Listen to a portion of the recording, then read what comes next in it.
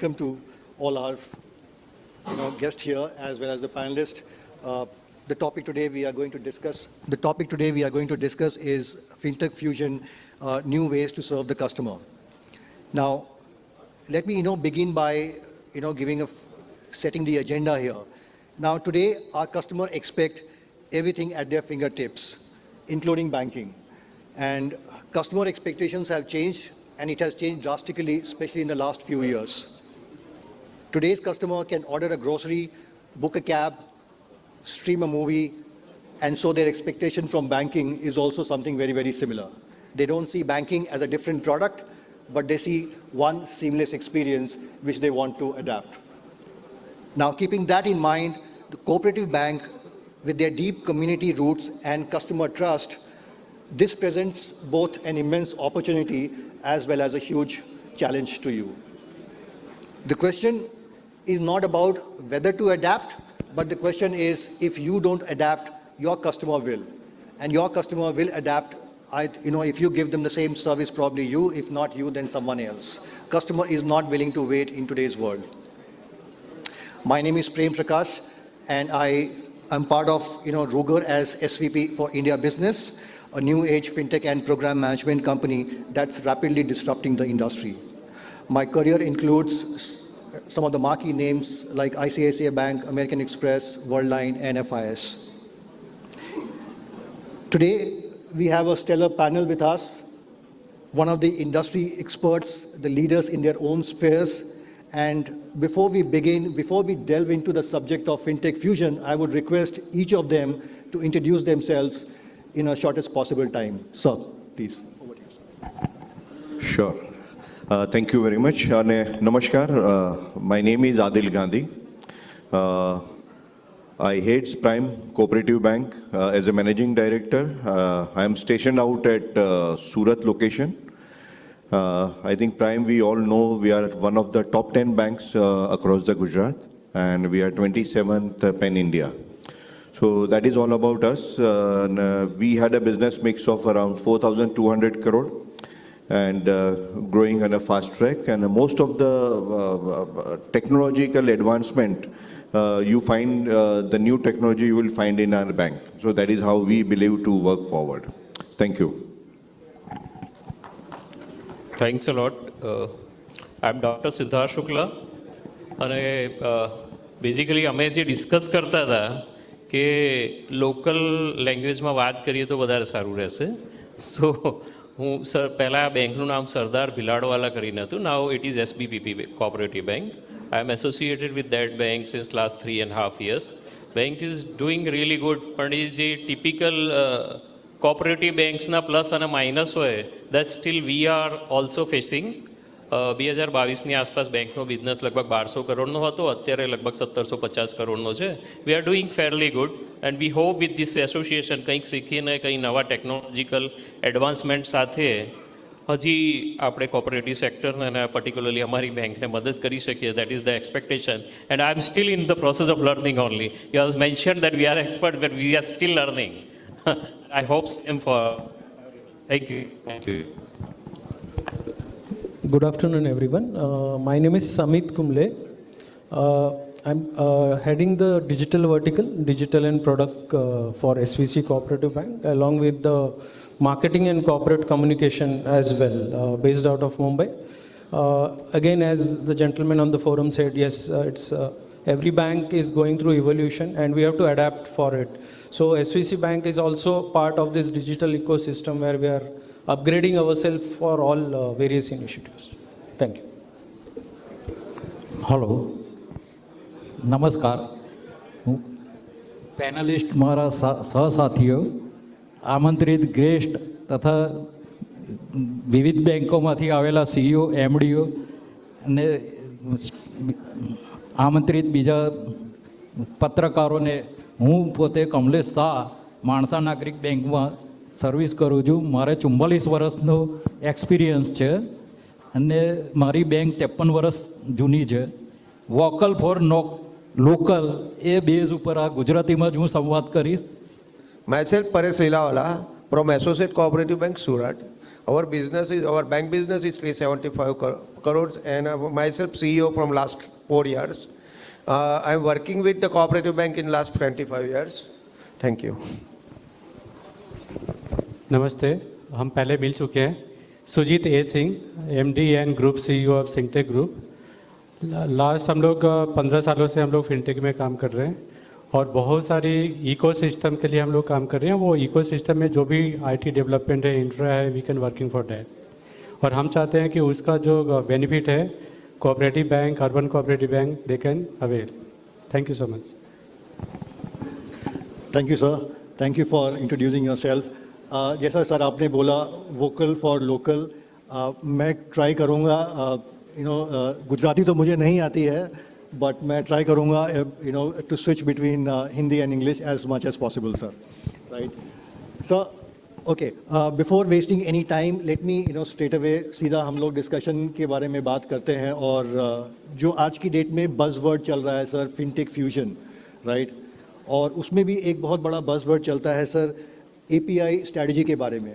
Now पिछले 3-4 साल 5 साल से मैं जितने भी कोऑपरेटिव बैंक्स में जा रहा हूँ वहाँ पे ये एक लाइन हर जगह, ऑलमोस्ट हर जगह सुनने को मिलता है कि हमारे पास रिसोर्सेज बहुत लिमिटेड हैं, राइट, और हमारा सिस्टम जो है वो पुराना सिस्टम है, लेकिन हमारे पास कस्टमर बेस जो है वो बहुत लॉयल कस्टमर बेस है। नाउ अगर हम इसको अगर देखते हैं, इस पर्सपेक्टिव को अगर देखते हैं, सो why should a traditionally run UCBs or any cooperative bank for that matter even consider investing in an open API strategy? इसके लिए core business case हम उनको क्या बता सकते हैं, right? Is it about नया revenue stream generate होगा? Is it about more transparency? Is it about compliance? So starting with you, if you can help us understand on this. So I'll try to speak in Hindi so you can also understand better रहेगा और everyone can.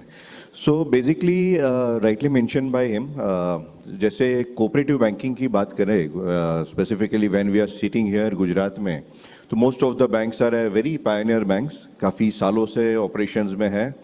Most of the banks have started adapting the technology also very strong way from past 4-5 years. Once the RBI has pushed us for cyber security, along with that we also हमें ये ज़रूरत पड़ी कि cyber security के साथ साथ हमें technology भी अपडेट करनी पड़ेगी ताकि हम दुनिया में कदम से कदम मिला के चल पाएंगे। सो बेसिकली जैसे आपने बताया कि मोटे मोटे सब बैंकों में क्लाइंट बेस बहुत अच्छा है, बहुत पुराना है। टेक्नोलॉजी कैसे उसे हेल्प कर सकती है, दैट इज़ वन इज़ जो मेजर है which is a customer portal जो हमारी बैंक ने अभी रिसेंटली डेवलप किया है इन हाउस। थोड़ा उसे कैसे यूज़ कर सकते हैं, तो दैट हमारा जो कोर बैंकिंग सिस्टम है इसमें कस्टमर को हम पहचानते हैं कस्टमर आईडी से। सेम वे हमने उसके अलावा के बैंक के जितने भी प्रोडक्ट है वो हर एक प्रोडक्ट में हमने कस्टमर आईडी वाइज टैगिंग करी है, that including of life insurance, उसका जनरल इंश्योरेंस हो या कुछ भी हो। सो उसे एक बेनिफिट जो बैंक को हो रहा है and that entire job is being taken care, because ये सीबीएस के सॉफ्टवेयर में से पॉसिबल नहीं है कि किस कस्टमर का सीआरएम हम निकालें, कौन से कस्टमर का कितना बिजनेस है, कस्टमर का बिजनेस हमारे यहाँ बढ़ रहा है, कासा कम हो रहा है, उसकी इंश्योरेंस पॉलिसी है तो कब मैच्योर हो रही है, उसकी कार का इंश्योरेंस कब मैच्योर हो रहा है।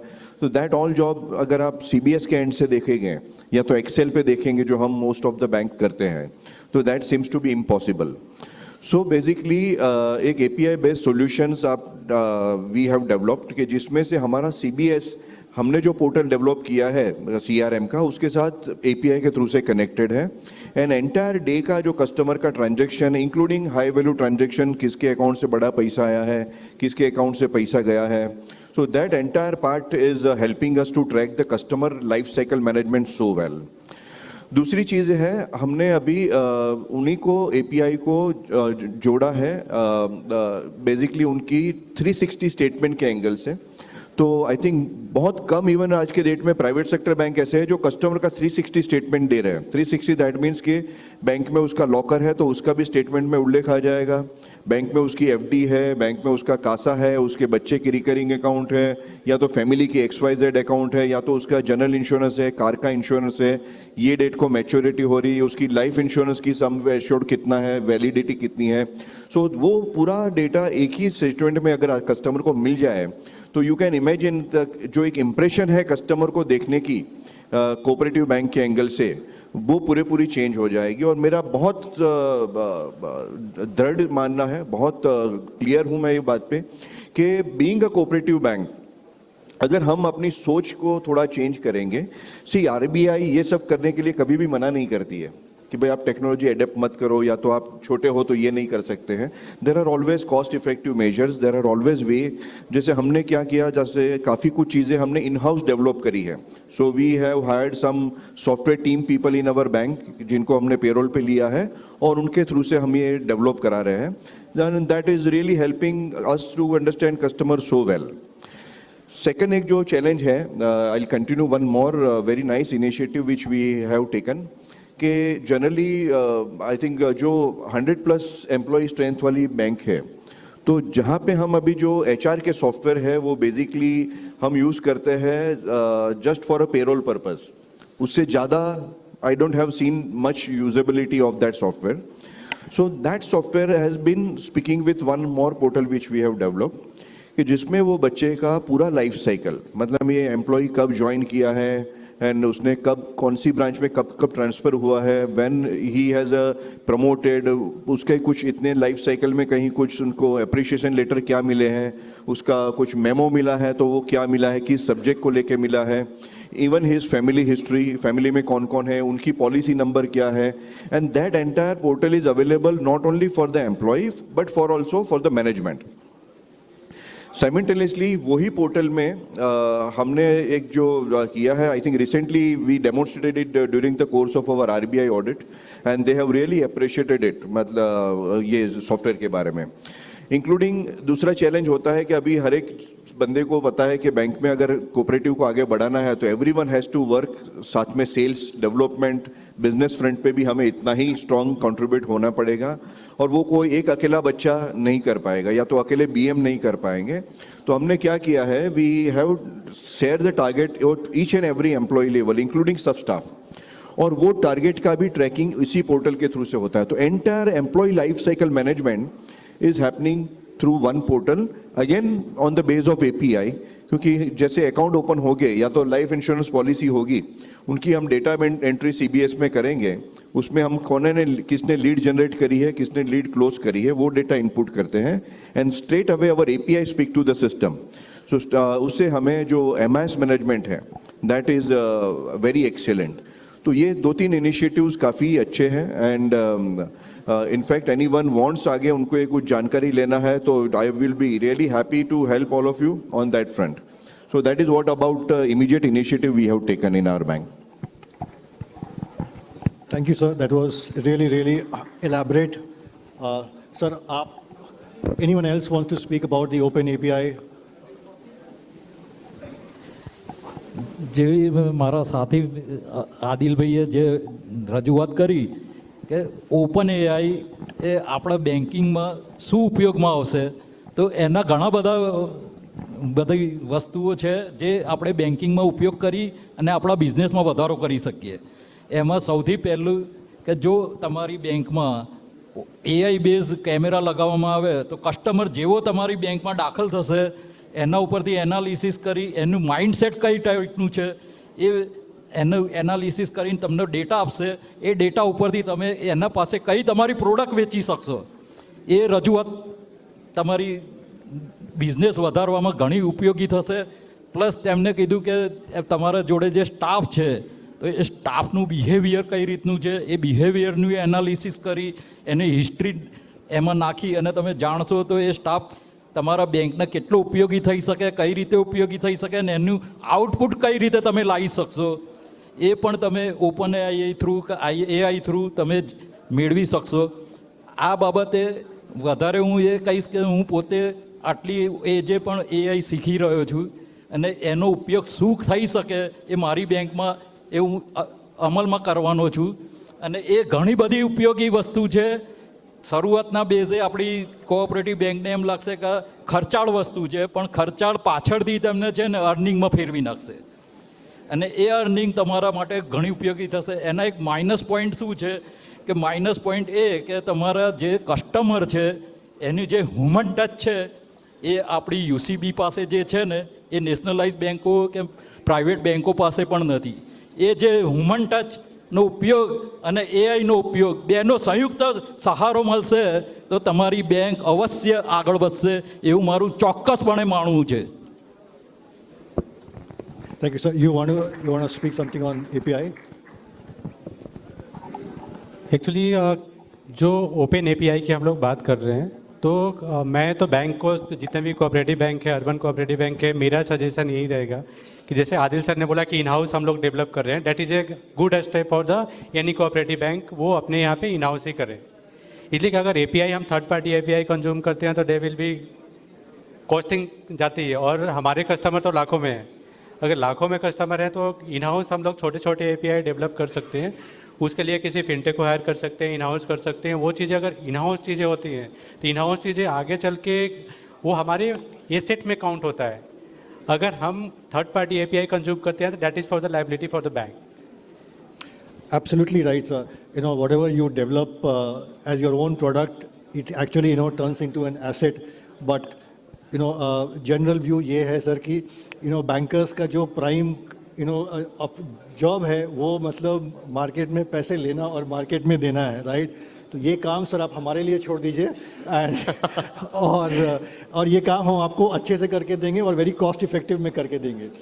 बट एनीवे व्हाटएवर जो भी आपका व्यू है सर, एक दो चीज़ तो बहुत क्लियरली समझ में आता है कि ओपन एपीआई से दो तीन चीज़ जो कॉमन एजेंडा जो सबका है वो तो ये निकल के आता है कि इससे नया रेवेन्यू स्ट्रीम बनता है हमेशा आपके बैंक्स के लिए.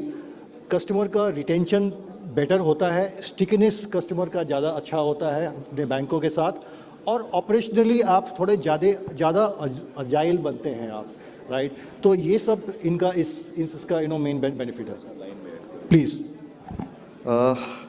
अभी जो एपीआई की बात चल रही है, सो एक खास मैंने just I missed out that point, I thought let me cover up that. So अभी we have develop with obviously a software vendor undoubtedly because कई चीज़ों में प्रोफेशनल की ज़रूरत पड़ती है. So headache we can manage. अगर सर्जरी पे जाना है तो obviously we have to admit in to the hospital. So अभी जब से जो बड़ा चैलेंज है CIBIL, Equifax, high experience, high mark करके अपनी 4 जो सीआईसी है, तो यूजुअली उसका जो रिपोर्ट निकलता है एंड मोर और लेस क्रेडिट टीम बोलो या तो बीइंग अ बैंकर जो हम देखते हैं वो कुछ चीज़ें देखते हैं, जैसे उसकी डीपीडी देखते हैं, उसकी टोटल लायबिलिटीज़ देखते हैं, उसका कितना रेगुलर है वो पेमेंट में, वो 3-4 चीज़ देख के we will close down the CIBIL report कि भाई ठीक है बराबर है. और सबसे पहले देख लेते 750 के ऊपर स्कोर आ गया, आदमी अच्छा है. बट इमेजिन करिए आप कि उसका 750 स्कोर आज है लेकिन उसने एक साथ 25 बैंकों में लोन की एप्लीकेशन डाली है और वो अभी तक आपके पास वो ट्रैक नहीं हुआ है. नंबर 2 कि पिछले 6 महीने में उसने 8 बार एड्रेस चेंज कर दिए. वी नेवर नो दैट कि भाई वो इतना हम लोग डीप में नहीं देखते हैं. पिछले 6 महीने में उसने 15 बार अपने फ़ोन नंबर चेंज कर दिए, मोबाइल फ़ोन चेंज करे हैं number. We still don't get that much detail into that. तो इसके लिए हमने अभी सिबिल से एपीआई डेवलप करा है and it gives us a risk score of the customer on all 13 parameters. So report तो हो गया जो हम देखते हैं वो तो देखना है, लेकिन उसके अलावा ये आ जाएगा तो एक सिंगल पेज रिपोर्ट आ जाएगा, उसमें से आपको इमीडिएटली पता चल जाएगा कि वो बंदे ने कितनी बार फ़ोन चेंज किए हैं, उसका टोटल मैक्सिमम डीपीआई कितना है क्रेडिट एज के अंदर. साथ में वो दिखा देगा कि इसने कितने फ़ोन नंबर चेंज करे हैं, कितनी बार एड्रेस चेंज करा है, उसका जो लायबिलिटीज़ है वो इंक्रीजिंग ट्रेंड पे है या डिक्रीजिंग ट्रेंड पे है. थर्ड इज़ के इसकी जो प्री पेमेंट है वो रूटीन में चल रहा है, स्लो चल रहा है कि फास्ट है. सो देर आर ऑल 13 पैरामीटर्स के बेसिस पे इतना अच्छा आपको एक स्नैपशॉट मिल जाता है. तो that gives us lots of confidence to take any credit related decision. So and that is also happen possible due to the API. So what we have done is कि इनका रिवर्स एपीआई हमने create करके दे दिया LMS के साथ जोड़ के. तो एलएमएस हैव 3 पैरामीटर्स नाउ. एक तो हमारा basic CIBIL report, risk report, उसकी रीपेमेंट एंड ऑल आर मीटराइज्ड, मतलब में विजुअल कर दिया हमने. तो high risk, low risk, medium risk पे वो बता देगा. straight away you can easily take a call without getting much detail into the application from our side. So वो एक काफ़ी अच्छा initiative है and I think everyone should use this. Thank you. Thank you, sir. That was really very, very insightful discussion about the open API strategy. And as I concluded before, that there are commonality which everyone agrees, saying that yes, open API strategy is going to be very, very helpful for, especially for the cooperative bank segment. So continuing with the tech part, now we see nowadays, UPI we have been hearing for a very long time. UPI has been a huge, humongous success. It has gained across India, not just across India, but globally as well. We are reaching out in different markets. Now, when we look at, and I'm coming back to the, coming to the second part of the story here, is that when we are talking about UPI 3.0, BBPS and RuPay stack, now effectively each of them, is a powerhouse in them by themselves. Now, when we combine these three, how do you think the market is going to react, and how the UCBs or the cooperative segment can, derive a lot of value for themselves and for their own customers? So anyone from the panel can... Yeah, so firstly, yes, given that we all are coming from a UCB category, first is we have legacy of our banking, we have that close touch with the customer, we know the mentality, the DNA of the customer. So एक important part ये होता है कि with time अगर आप अपने आप को upgrade नहीं करते हो, जहाँ बड़ी बैंक है या जो एक Gen X या Gen Z बोल रहे हैं हम लोग, उस customer को tap करना अभी important हो गया है. Most of the legacy banks who are there for century or 5 decades or more, they are more towards the age-old banking. But yes, it becomes important at this stage with RBI and NPCI coming up with so many product initiatives. We have this GFF event which is done every year in Mumbai. We have to upgrade and get to that side of banking where we attract those genre of customers, the digital age, who are looking up to everything which will come on a smartphone. UPI 3.0 is nothing but enhanced version, a secured version, where they have come up with an IoT of connectivity, where you can connect UPI with your devices, smartwatch or a car or any device at your home, like the Alexa kind of things are there. Secondly, it also gives you automated mandate management kind of activity where you can do automated mandate. It gives you a facility where you can have an OD facility along with the UPI bundled with it. Also, along with it, it gives you a voice-based, like as I mentioned, the Alexa and thing. It gives you that flexibility to have a local support, language support. So other than English, a local language में भी आप उसको use कर सकते हो.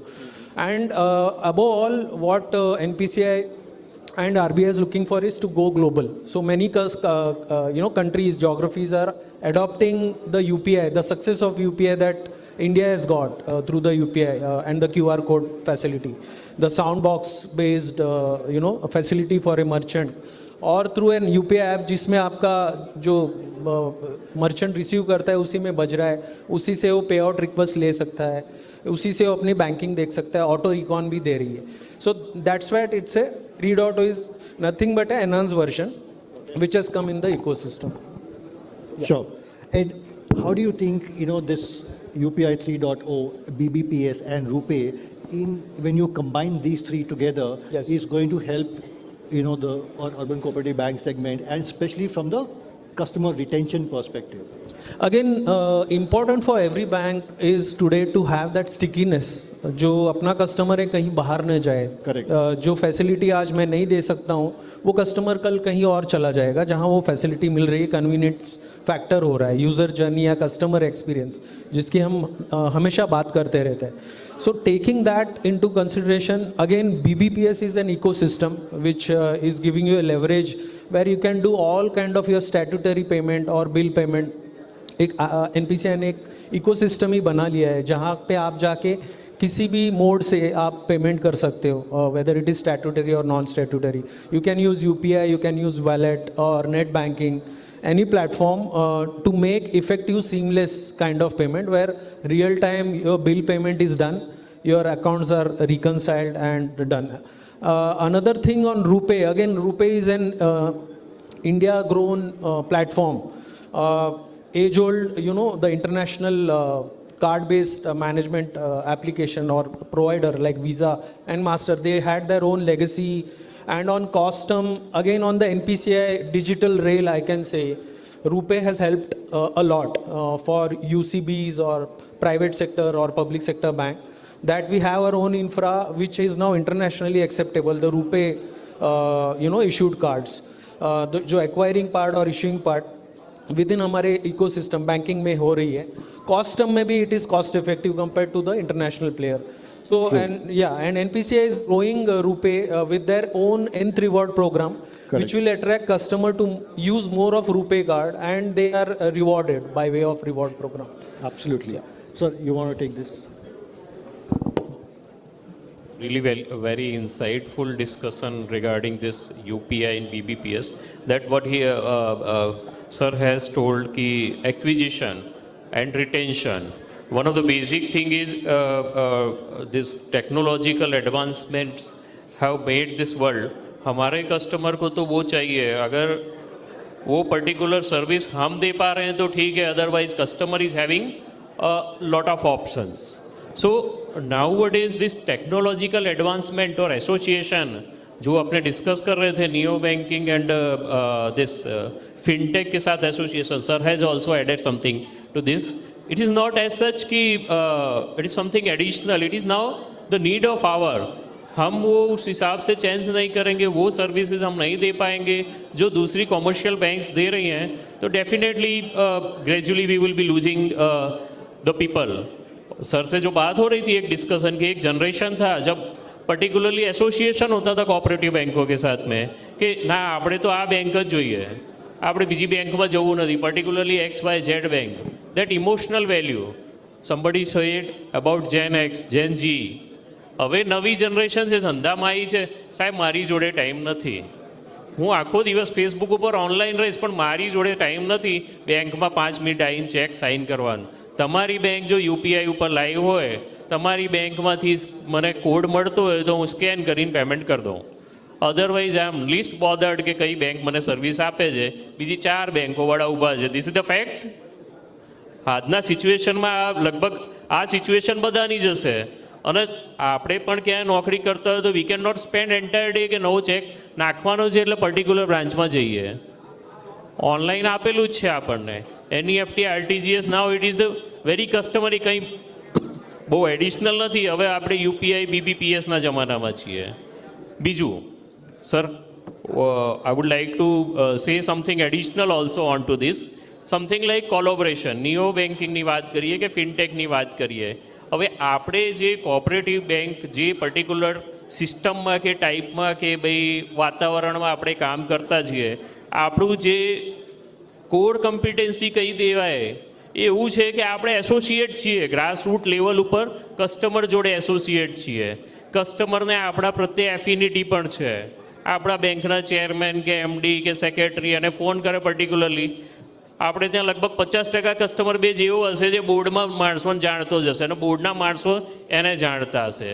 That is core competency, relationship. પણ નવી જે જનરેશન આવી છે એને નવું જોઈએ છે, ઇઝી જોઈએ છે અને ડોર સ્ટેપ જોઈએ. ડોર સ્ટેપ તો હવે ભૂલી જાઓ, હવે મોબાઈલમાં જ બધું જોઈએ. તો until and unless we offer that kind of facility, gradually we will be losing the ground. And losing to whom? Commercial banks, fintechs, neo banks. એ જ લઈ જાય છે આપણા કસ્ટમર, બીજે ક્યાં લઈ જાય છે? ઘણા બધાના તો એવા છે, particularly I am talking in to local language, કે ઓડી બહુ સારી ચાલતી છે સાહેબ, 5 કરોડની ઓડી છે, આપણે તો બહુ ખુશ છીએ, વ્યાજ મળતું છે 10% ઉપર, કોઈ દિવસ કોઈ ચિંતા નહીં. સડનલી એક XYZ પ્રાઇવેટ બેંકમાંથી ચેક આવી જાય, સાહેબ બંધ કરવું છે ખાતું. This is the fact. ઘણા લોકોએ એક્સપિરિયન્સ કર્યું હશે. This is the reality. This is indeed the reality today. This is the practical thing જે અમે એક્સપિરિયન્સ કરીએ છીએ બેંકોમાં. And this would be probably the issue with many of other banks also. કારણ શું છે સાહેબ? પેલો તો એ લોકોનું પોતાનું એનઈએફટી ને આરટીજીએસ છે, તમે સબ મેમ્બર છો એટલે તમારું 6 વાગ્યા પછી નથી થતું. This is the deficiency on our part. We will have to accept. પણ કેમ નથી કરી શકતા? કારણ કે આપણે સમયની સાથે બદલાયા નથી. હવે જરૂરિયાત છે એસોસિએટ થવાની. એસોસિએટ થવામાં एक ऑप्शन है कि फिनटेक जोड़े एसोसिएट थी है. जैसा सर ने बोला कि राजस्थान में काफ़ी बैंक के एसोसिएट भी हैं. आप टेक्नोलॉजिकल एडवांसमेंट और ये सब हम पे छोड़ दीजिए, आप कोर बैंकिंग पे ध्यान दीजिए. लेकिन सर अभी जो ज़रूरत है कि कुछ हमारे बैंकों में भी ऐसे लोग होने चाहिए. अपने कुछ बात कर रहे थे, आईपीएस साहब आए थे, कमिश्नर साहब, कि जिनको थोरोली सिस्टम पता होना चाहिए. अदरवाइज वी एज CEO या MD or general manager, whatever name you call it as, we also might not be having that kind of expertise कि मैं एक नया ये ऐप डेवलप कर दूं या UPI इंटीग्रेशन मेरे को पता है या ये नेटवर्किंग मेरे को पता है. तो हमारे पास भी इन हाउस कुछ लोग ऐसे होने चाहिए. तो आदिल सर ने सही कहा है और किया है कि इन हाउस भी टीम उतनी स्ट्रेंथफुल होनी चाहिए और वो एसोसिएशन बहुत ज़रूरी है. So this was about the requirement, हमको क्यों समय के साथ बदलना चाहिए. Now one another phase I would like to brief upon, please. कि एसोसिएशन का आपने डिसाइड कर लिया, तो अब नेक्स्ट स्टेप क्या? नेक्स्ट स्टेप ये है कि अपना इंटरनल एसेसमेंट भी, આપણી બેંકનું ઇન્ટરનલ એસેસમેન્ટ જે આઈટી રિલેટેડ ઓડિટ એ પણ એટલું જ સ્ટ્રોંગ હોવું જોઈએ કે એનાલાઇઝ કરી શકે કે સામેવાળા જોડે તો 100 પ્રોડક્ટ છે, પણ કઈ પ્રોડક્ટ્સ આરબીઆઈની ગાઈડલાઇન પ્રમાણે, આઈટી આઉટસોર્સિંગની ગાઈડલાઇન્સ પ્રમાણે આપણામાં સેટ થાય છે. ઘણું બધું એવું હશે sir, sorry to say this thing, but માર્કેટમાં એટલી બધી ફિનટેક કંપનીઓ છે અને એટલા બધા ઓપ્શન્સ અવેલેબલ છે કે મારી જોડે શું જરૂરિયાત છે મારી અંદરની ટીમ એનાલાઇઝ કરીને મને કહે, અને એ પાછું આરબીઆઈના કમ્પ્લાયન્સના સર્ક્યુલર પ્રમાણે બેસે છે કે નહીં. One of the other major thrust into the industry is data security. આપણે ચર્ચા થતી હતી સાહેબ જોડે કે data is another new oil, right? True. Some of the great businessman has recently told. તો ડેટા સિક્યોરિટી ઉપર આરબીઆઈ એટલી જ કન્સર્ન છે જેટલું આપણે કસ્ટમરના બેલેન્સ ઉપર કન્સર્ન હોતા છીએ. ડેટા સિક્યોરિટી ફ્રન્ટ ઉપર કઈ ફિનટેક મને આ લેવલનું કમ્પ્લાયન્સ આપે છે, બીજું સાયબર સિક્યોરિટી છે, ત્રીજું ઓપરેશનલ ઇસ્યુઝ છે. હવે operational risk is one of the major risk. જ્યારે આપણે લોન આપીએ તો ક્રેડિટ રિસ્કવાળું મેટર હતી, ધીમે ધીમે એ બધું ડિજિટલાઇઝ કરી દીધું. આદિલભાઈની બેંકમાં ઘણું બધું 360 રિવ્યૂ થઈ જાય છે, માણસે ક્યાં લોકર લીધું ને શું કર્યું, 15 દિવસમાં કે 15 મહિનામાં કેટલા મોબાઈલ ફોન બદલ્યા, એ બધું પણ આ બેંકો ચેક કરતી થઈ ગઈ. તો એ રીતે આપણી ઇન્ટરનલ ટીમ એનાલાઇઝ કરીને બતાવે કે ભાઈ સાહેબ હવે ઓપરેશનલ રિસ્ક ઉપર આપણે કામ કરવાનું છે. આપણા સિસ્ટમ પીપલ ફેલિયરને કારણે આપણી જોડે શું રિસ્ક આવી શકે, that we will have to be able to analyse and ascertain. બીજી એક વસ્તુ આપણે નક્કી કરી લીધું કે બધા પેરામીટર ઉપર ચેક કરી લીધા ફિનટેકને કે ભાઈ તમે સારા છો, તમે સારા છો, ભાઈ આપણે એસોસિએટ થવાનું છે. એના પછી શું, ટ્રાયલ બેઝિસ ઉપર આપણે જે રેડી ટુ સેલ છે ડિજિટલ એફડીઝ, અમુક સ્મોલ ફાઇનાન્સ બેન્કોની કદાચ જે પ્રોડક્ટ છે એપમાં જ તમે એફડી બુક કરી શકો, પીડીએફ જનરેટ થઈ જાય. આપણે જે કસ્ટમર રેગ્યુલર સ્ટાન્ડર્ડ પ્રોડક્ટ છે એની જોડે એસોસિએટ થઈએ, એનાલાઇઝ કરીએ, થોડા ટાઈમ પછી બીજી પ્રોડક્ટ્સમાં એસોસિएट થઈશું.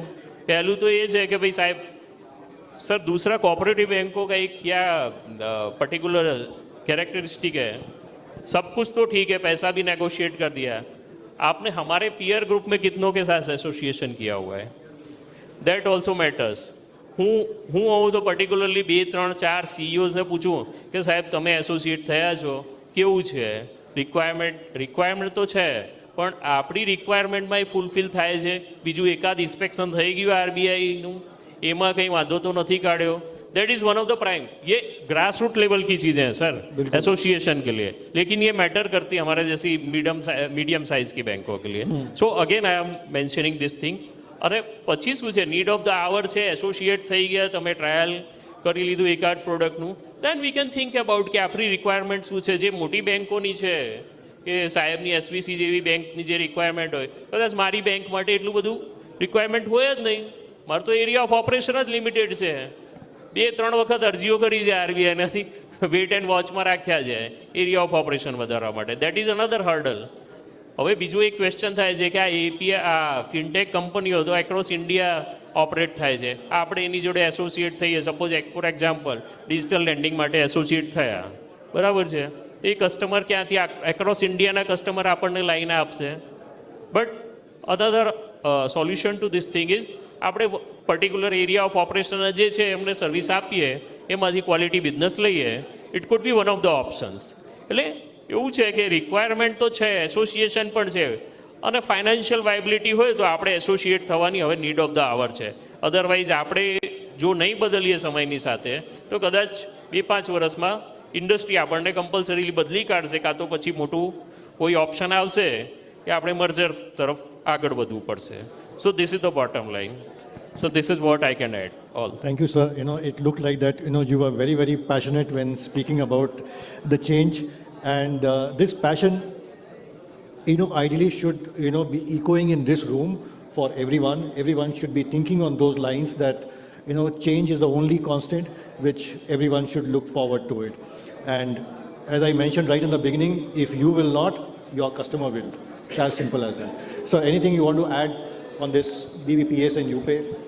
Digital lending related to digital lending. Digital sir, digital lending जिसे सर ने बताया, कॉस्ट इफेक्टिव तो है पर वो कॉस्ट बचाएगा भी. जैसे मेरा मानना है कि अगर कस्टमर्स ऑनलाइन एप्लीकेशन करता है तो वो ऑनलाइन एप्लीकेशन से पूरा डेटा, जैसे इनकम टैक्स की साइड से आज पूरा डेटा मिल रहा है, तो वो अपनी एपीआई से वो इनकम टैक्स की साइड से पूरे डेटा एनालिसिस डिजिटल लैंडिंग में सॉफ्टवेयर वो एनालिसिस जीएसटी के डेटा एनालिसिस कर लेगा. कहीं कस्टमर्स भी चूक कर रहा है तो वो अपने को पता चलेगा. मान लो सूरत में, तो हम सूरत से हैं, तो सूरत में टेक्सटाइल बिजनेस है और टेक्सटाइल में टर्नओवर घुमाना मतलब मैंने इनको दिया, इन्होंने उनको दिया और इन्होंने माल दिया. टर्नओवर चाहिए तो 2 करोड़ का आपको 3 महीने में दिखा देंगे. तो वो एनालिसिस करना बहुत मुश्किल होता है फिजिकली. तो ये डिजिटल लैंडिंग में वो काम इजी हो जाएगा. Correct. और उसके अलावा स्मॉल कस्टमर्स, कोऑपरेटिव बैंकों को एक सर्कुलर है आरबीआई का कि 50% आपके एडवांसीज 25 लाख या बड़ी बैंक है तो वहाँ 1 करोड़ या 2 करोड़ के नीचे.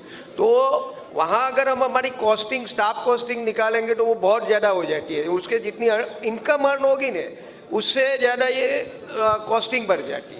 प्लस हमें स्मॉल कस्टमर, जैसे सर ने बोला कि यूपीआई यूटिलाइजेशन, अभी जैसे टपड़ी वाला है तो यूपीआई यूज़ कर रहा है, तो अगर वो यूपीआई ट्रांजेक्शन से हमें पता चलेगा कि उसका डेली का चाय कितना बेच रहा है. अगर वो 5,000, 2,000, 3,000 की डेली की चाय बेच रहा है तो उसको लाख रुपए की फाइनेंस की जरूरत हम इजी गोइंग कर सकते हैं. तो वो डिजिटल लैंडिंग से ये बेनिफिट बैंक को काफ़ी रहेगा और काफ़ी हम लोग छोटे छोटे फाइनेंस हिसाब से करते भी हैं सर.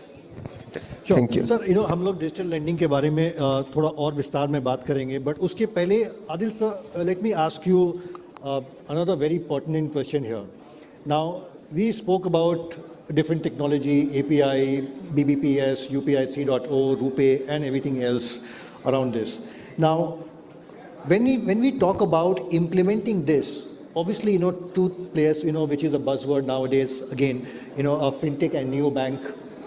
इन दोनों का नाम बहुत खुल करके आता है कि फिनटेक और न्यू बैंक. और जैसा सर ने बोला कि there are so many fintechs and new banks. Choosing the right partner is also one of the what are the criterias you would use to choose the right partner. Now, from your side of the table, what are the 1 or 2 things you will look at choosing the right partner when it comes to fintech? So I think very right question you said, and I think it's very important for all of us to also know. So basically, see, yes, I have a little different thought here. Our bank is usually known as a train settler. So कहीं चीज़ें ऐसी है जो गुजरात में हमने पहली बार की है, किसी वेंडर के साथ भी हम पहली बार जुड़े हैं, and we have executed it well, and that vendor has also get the business forward. So number one, yes, we do check the credentials, background of the person. Second, more important is we are more interested in seeing the product, what he is offering, and at what cost. I think that's the primary factor. Even sometimes I do advise most of the vendors. So when you want to enter into the cooperative segment, you have to make a customized product also for the industries. Like I just last year, 3 years back, the Finacle guy has came to meet me. He was pitching me the same product but he was using it at HDFC Bank. Then I have made him advice, मेरे को boss C अगर हमें आपको यहाँ business करना है तो आपको वो एमएनसी मेंटेलिटी छोड़ के ग्राउंड पे आना पड़ेगा। एक बार आप ग्राउंड पे आ गए और वो हिसाब से आपका प्रोडक्ट सेट करो and you see how fast you will get the business, and I think they have started picking up well now. So basically from vendor side our expectation is obviously as very common, ये कई बार क्या होता है कि vendor को भी नीचे की चीज़ें समझनी ज़रूरी होती है। सो some most of the vendors are from Mumbai, what I understand. So there the sets of banking is different than Gujarat में अगर छोटा सा एक रूरल बैंक ले लिया है तो so वो बहुत ज़रूरी है, how you communicated with ground, how you understand that requirement and how you offer the product. So ये 3-4 चीज़ों पे ही हम फोकस रखते हैं। भले वेंडर फ्रेश है, we would love to give him an opportunity. Naturally किसी को तो एक बार पहली बार उसे देनी पड़ेगी and we are ready to take that risk.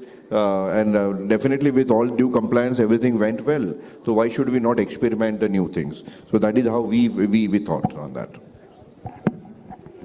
Sir I would like to add something into this. Sir ने बहुत वैलिड क्वेश्चन किया कि आप जब वेंडर्स अपॉइंट करते हैं, probably this would be applicable to many of the people over here. You know, if I may interrupt you here, sir.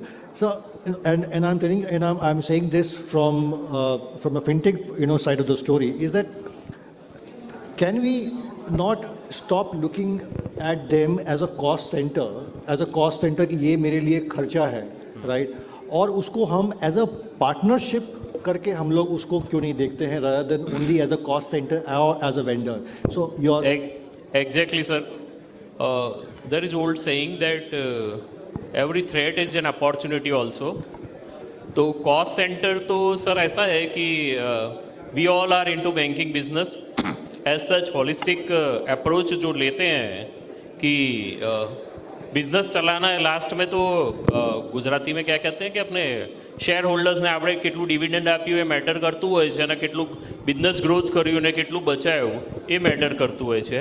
એટલે we as such what happens, हर चीज़ सर कॉस्ट सेंटर नहीं है, requirement के हिसाब से we do take the justification. ऐसा होता तो मतलब कि टोटली कॉस्ट ड्रिवन हमारा बिजनेस होता तो शायद बहुत सारी बैंक CBS भी नहीं लाई होती। So now it is the need of hour, but yes of course it should be risk and reward associated with कि जितना कॉस्ट एसोसिएटेड है उसके सामने मेरे को आउटपुट क्या मिल रहा है। This is what the balance thing is. दूसरी चीज़ जो आदिल सर ने कही उसमें थोड़ा मैं ऐड करना चाहता हूँ कि short listing of the vendors.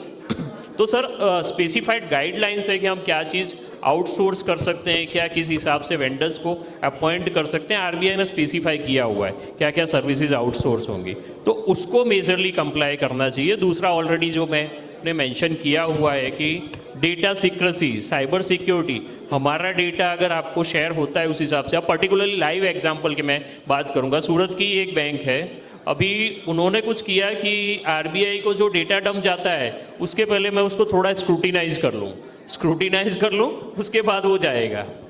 तो उनका स्पेसिफिकली RBI ने कहा कि अरे भाई साहब आपको सिस्टम में से आपके CBS में से एक्सट्रैक्ट करके डेटा देना है, ये फिल्टर्ड डेटा नहीं देना है। तो again we have like that kind of watch. और ब्यूटी क्या है कोऑपरेटिव बैंकों की, हर जगह कंट्रोल्ड है। एक साइड में RBI है, एक साइड में रजिस्ट्रार है, और उसके साथ associated all the laws and local laws तो हैं ही, नेशनल लॉज भी उतने ही एप्लीकेबल हैं। तो दूसरी चीज़ ये है कि सर ऑपरेशनल रिस्क, ओवरऑल मैं इसको ऑपरेशनल रिस्क के सामने क्लब करना चाहूँगा कि वो पैरामीटर्स हमारे लिए काफ़ी इम्पॉर्टेंट है। दूसरा RBI क्या सोचता है कि कोऑपरेटिव जो बैंकें हैं, जो मेरा इंटरेक्शन है मेरे SSM से या फिर उनके बॉस GM वगैरह से, कि आप जो हो एक पर्टिकुलर सेक्टर में particular strata of the economy population को एड्रेस करते हो, तो आपको सिक्योरिटी बेस्ड लैंडिंग भी करना है और आपको फाइनेंशियल इंक्लूजन का गोल भी अचीव करना है। जहाँ पर कॉमर्शियल बैंकें नहीं पहुंच रही हैं, जहां पर नेशनलाइज बैंकों की इतनी रीच नहीं है, वहां भी आप एसोसिएटेड हो, तो that is also one of the major roles for us to play with. तो वो चीज़ है sir. You are absolutely right sir, and we have had a very intense half an hour 45 minutes of discussion with all of you. Everyone spoke very passionately and very intensely.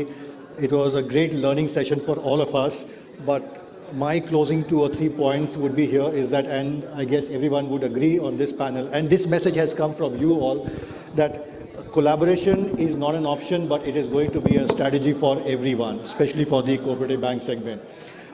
Integration is the new buzzword. Integration is the new innovation, and integrating with newer players is something which we all look forward to it. And last but not the least, data is the core asset which we all need to protect at every cost. And on that note, ladies and gentlemen, thank you very much for being very, very patient, and give a big round of applause to all our panelists here. Thank you.